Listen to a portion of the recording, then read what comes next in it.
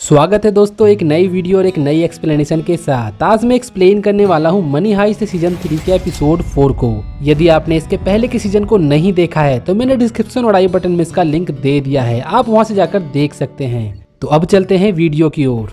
शुरू करते हैं वहां से जहां पर पिछला एपिसोड खत्म हुआ था, यानी कि नैरोबी उस लॉकर में बनाए गए एंटी चैम्बर की मदद से कुछ गोल्ड बार्स को बाहर लाती है और वहां उसकी टीम ये देखकर बहुत खुश होते हैं क्योंकि आखिर इतना सारा सोना उन्होंने पहली बार जो देखा था। नैरोबी वहां अपनी टीम को कहती है कि हमें इस काम को और तेजी से करना होगा क्योंकि उन लोगों के पास बहुत ही कम समय बचा है। दूसरी तरफ ये दिखाया जाता है कि कर्नल तमायो को यह बात पता चल जाती है कि आखिर प्रोफेसर की team highly secure bank of Spain में घुसने में कामयाब कैसे हो गए। दरअसल एपिसोड 2 में आपने देखा होगा कि कैसे प्रोफेसर की टीम अपने आप को बी पैक 6 कंपनी की पहली पलटन बताकर बैंक ऑफ स्पेन में घुस जाती है। ये जानकर कर्नल तमायो को बहुत गुस्सा आता है। अब वह समझ चुका है कि प्रोफेसर हमारे सिस्टम में घुस चुका है और वह पिछली बार की तरह गलतियां नहीं करना चाहता है, इसलिए वो पुलिस और सीएनआई के सारे इन्वेस्टिगेटिंग ऑफिसर को ऑर्डर देता है कि उसे हैक हो सकने वाली जितनी भी डिवाइसेस है जो कि नेटवर्क से कनेक्टेड होती है, उसे यहाँ सभी डिवाइसेस अपने वर्किंग एरिया से बाहर चाहिए। इंस्पेक्टर एंजल के पूछने पर वो कहता है कि उन चोरों के पास 1 बिलियन यूरोज है, जबकि पूरी सीएनआई की बजट 282 मिलियन ही है, यानी कि वह जिस डिवाइस को चाहे हैक कर सकता है।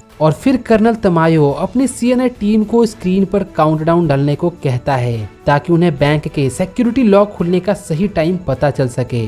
और उस काउंटडाउन के अकॉर्डिंग प्रोफेसर की टीम के पास सिर्फ 14 मिनट का समय होता है, यानी कि उस 14 मिनट के अंदर प्रोफेसर को उस हाइस्ट को पूरी तरह से अंजाम देना होगा, वरना बैंक के सिक्योरिटी लॉक खुलने पर वे पकड़े जाएंगे। फिर फ्लैशबैक में हमें दिखाया जाता है उस समय को जब प्रोफेसर बर्लिन और पलेर्मो बैंक ऑफ स्पेन के हाइस्ट की प्लानिंग कर रहे होते हैं। तभी उस प्लान में दिक्कत ये आती है कि बैंक के सिक्योरिटी लॉक खुलने के पहले उस हाइस्ट को आखिर अंजाम कैसे दिया जाए, यानी कि उस हाईली सिक्योर्ड लॉकर को कैसे खोला जाए जिसमें गवर्नमेंट के हाईली सीक्रेट डॉक्यूमेंट्स होते हैं। फिर बर्लिन कहता है कि उस समय हम ऑपरेशन डॉल्फिन एक्टिवेट करेंगे, पर प्रोफेसर को कहीं न कहीं लगता था कि ऑपरेशन डॉल्फिन फेल भी हो सकता है। दूसरी तरफ प्रोफेसर को जब यह बात पता चलती है कि सीएनआई ने सभी टेक डिवाइसेस को ऑफ कर दिया है तो वो बहुत परेशान हो जाता है, यानी कि उनकी कम्युनिकेशन को अब वो सुन नहीं सकता था। इसलिए वो बैंक ऑफ स्पेन में अपने टीम को कॉल करता है और कहता है कि उन्हें यह काम को जल्दी से निपटाना होगा, नहीं तो बैंक के सिक्योरिटी लॉक खुलने पर पुलिस उन पर अटैक भी कर सकती है। फिर प्रोफेसर ऑपरेशन डॉल्फिन शुरू करने को कहता है। ऑपरेशन डॉल्फिन यानी कि उस गोल्ड से भरे लॉकर के अंदर एक और हाईली सिक्योर्ड लॉकर होता है और उस हाईली सिक्योर्ड लॉकर को वे लोग बैंक ऑफ स्पेन के गवर्नर के जरिए खोलने वाले थे।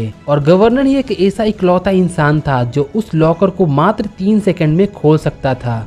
दोस्तों मैं जानता हूं कि आपके मन में कुछ सवाल जरूर होंगे कि आखिर जब प्रोफेसर की टीम को इतना सारा सोना हाथ लग गया था तो फिर ये लोग दूसरी तिजोरी खोलने का रिस्क क्यों ले रहे हैं। दरअसल जो दूसरा लॉकर होता है उसके अंदर कुछ गवर्नमेंट के हाईली सीक्रेट्स डॉक्यूमेंट्स होते हैं और उसी डॉक्यूमेंट्स को प्रोफेसर रियो की रिहाई के लिए एज अ की यूज करने वाला था। फिर दूसरी तरफ फ्लैशबैक में हम देखते हैं कि प्रोफेसर अपने टीम को ट्रेनिंग क्लासेस दे रहा होता है कि चोरी के दौरान हम लोग दूसरे जमाने के डिवाइसेस को यूज करने वाले हैं, क्योंकि उस तरह के डिवाइसेस में कोई तरह का इंटरनेट या जीपीएस कनेक्शन नहीं होता है, जिससे हमारा डिवाइसेस कभी भी हैक नहीं हो पाएगा और हम लोग अपने प्लान को परफेक्टली एक्सिक्यूट कर पाएंगे।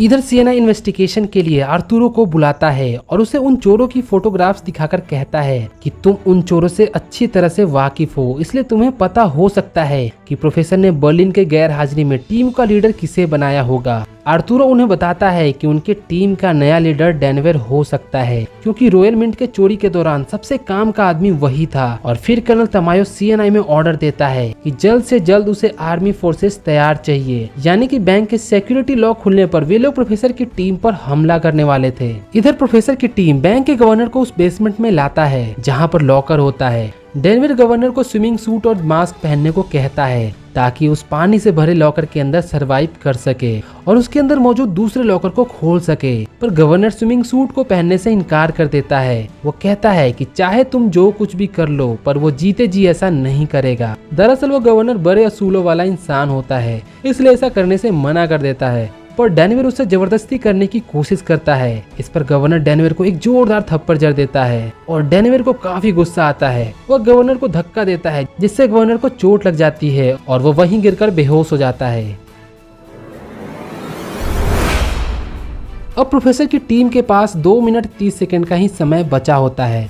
चूंकि गवर्नर बेहोश हो चुका था इसलिए वे लोग प्लान बी को एक्टिवेट करते हैं, यानी कि उस लॉकर को वे लोग प्लास्टिक बम के जरिए उड़ाने वाले थे। तभी बोगोटा प्लास्टिक बम को लेकर उस एंटी चैम्बर की मदद से लॉकर के अंदर जाता है। अंदर पहुंचकर प्लास्टिक बम को उस लॉकर के गेट पर लगाकर उसे एक्टिवेट करता है और खुद सोने की रेख से अपने आप को कवर कर लेता है। चंद सेकंड में वो बम जोरदार धमाके के साथ फट जाता है और उस बम के फटते ही ये एपिसोड यहीं खत्म होता है। एपिसोड 5 की एक्सप्लेनेशन वीडियो में जल्द लाने वाला हूँ, इसलिए आपने मेरे चैनल को सब्सक्राइब नहीं किया है तो जल्दी से कर लेना और वीडियो को लाइक करना मत भूलना। और यदि कोई सजेशन हो तो कमेंट बॉक्स में जरूर बताना ताकि मैं आपके लिए और बेहतर से बेहतर वीडियोस बना सकूं। तो मैं मिलता हूँ आपसे एक नई वीडियो और एक नई एक्सप्लेनेशन के साथ। Till then take care and bye bye.